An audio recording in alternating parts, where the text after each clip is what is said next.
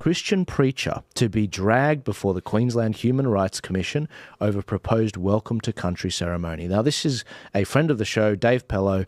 They basically, he was asked at an event, why don't you do the welcome to country welcome ceremony, which is basically, at the start of the event, you say, well, we recognize the emerging and past and present and whatever of the people on this land. And he's being taken to court over it. Now, he held a live stream last night to raise funds for John Steenhoff, who is running a lot of these actual campaigns. And they raised over $150,000 through Give, Send, Go, just so that they could fund a lot of these pushbacks, which is really encouraging. But what is this industry we've developed? This is such a waste of time and resources and everything we're doing. Wouldn't that money be better used for other things? But we're just fighting with each other, and the only winners are the lawyers. It's nuts. Why are we making people like this a criminal? Now they're getting, he's been for not saying something. So people are getting offended because you didn't say it. Yeah. So it's a sin by omission. Yeah. Really. Bend the knee. Pledge your fealty. This is absolutely antithetical to fundamental Western values.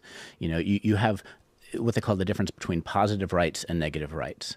You have the right not to have your rights infringed upon you. You do not have you cannot be compelled to provide, give, or say. This is not something. This is absolutely antithetical to the Western ideals that have built what we have. This idea that offense comes above your fundamental right to think what you want is insane. Yeah, no, it's insane. And it reminds me of Bill C-16, which you might remember with Jordan Peterson in Canada, where he said, I oppose this because you're putting words in my mouth. Why should I use words that's not the truth? You're a man or you're a woman. Why should I do that? And it was the concept. If the government starts putting words in your mouth, you nailed it on the head. And that's fundamentally what he wasn't budging on it. He was basically, send me to prison. I will fast. I will do this. I will do that. I won't eat. I'll protest like Gandhi just to oppose what you guys are doing. And it woke everyone up, and that's how he rose to really prominence. But it's coming. I had a thought when I was chewing on these articles that I think Australia, unfortunately, it's like a Shakespearean tragedy. Our virtues are being weaponized against us. I've been around the world. I've been to 50 countries. I've had high curiosity and a wanderlust. And, there are fantastic things about this culture. It is polite. It's a beautiful, the love of nature. It's kind. It's compassionate. But those very things are being used to strangle our fundamental freedoms. And so this is, one of those things. I'm just a kid from the Bronx. Okay, 3 science degrees and wandered around that, and eventually ended up here. But I ended up here by choice because I love the values and the land. And it's so sad to see those things truly weaponized against the people and what the country is about. And that's the nature of the Shakespearean tragedy, is that your values are weaponized against you. Now, the one thing about New York that did, you couldn't walk 3 blocks without someone trying to scam you. So you're always kind of on the lookout for how someone's trying to take you. When it comes to these Aboriginal land grabs or the people trying to weaponize your compassion against you, that's when a little bit of New York training kind of kicks in. Forget about it. What, are you kidding me? Yeah. And I really think that we could use, unfortunately, a little bit more cynicism when it comes to how we're being played, because really got to wake up to the game. There's a few more, New York sayings I can think of as well. It's the left that utilises these little things. Yes. Though. It's not the Aboriginal people. Yes. As such, though, as we mentioned before, there are Aboriginals who are left. Yeah. Just as there are Americans that are left. Absolutely. Other Australians that are left. It's the left that are pushing their agenda. Absolutely. They use it like a face mask, like Chainsaw Massacre. But it's the right that continue to operate as if they're still this lord and this is the way things used to be. The right continue to operate as if it has an entitlement to what the future was because they look at the past and they say, well, therefore, ... this should continue. No, it is all up for grabs. And we're in a diverse, multicultural, tossed salad we are starting to approach.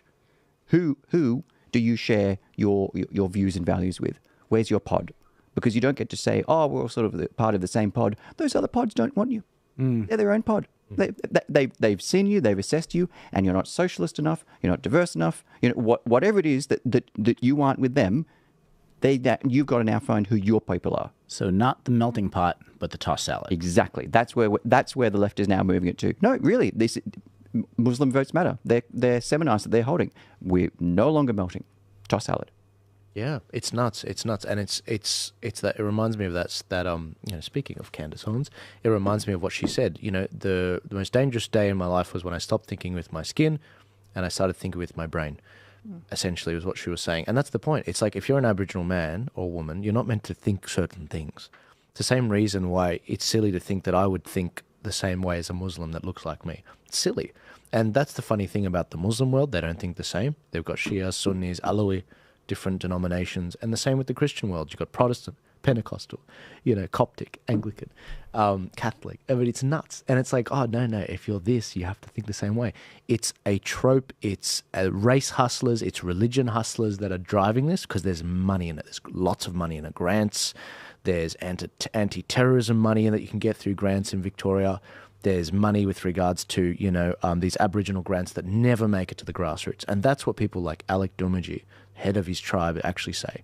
He say, it's not getting to us, Joel. That 40 billion, it's not going to us. It's going to people in Canberra. Where's the trickle down? No trickle down. I have this discussion about race all the time with people, and I try and discuss generally with race is such a broad term these days. So pretty much everyone talking about race that isn't calling someone racist is now racist. Yeah. But I have this discussion about race all the time, is that Christian is a very broad church now. It includes a lot of people who don't believe in God.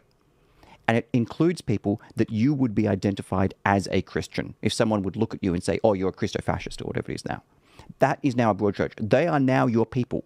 So it really is about identifying who is part of your in-group in that broad, it's a broad Western Christian, whatever you want to call it, and who isn't. You're in or you're out. What's your in-group? To make matters worse, going back to this Aboriginal topic, and again, this isn't the Ben Fordham show, but I just love his content. Like there was a real change with Ben Fordham ever since the Canberra protests. He started to I really saw a step up for him. You know, he did struggle to actually find his feet after Alan Jones left 2GB, but there was a click after that changed, a switch in his brain. And I've seen his stuff, and more recently I've been very impressed by the research.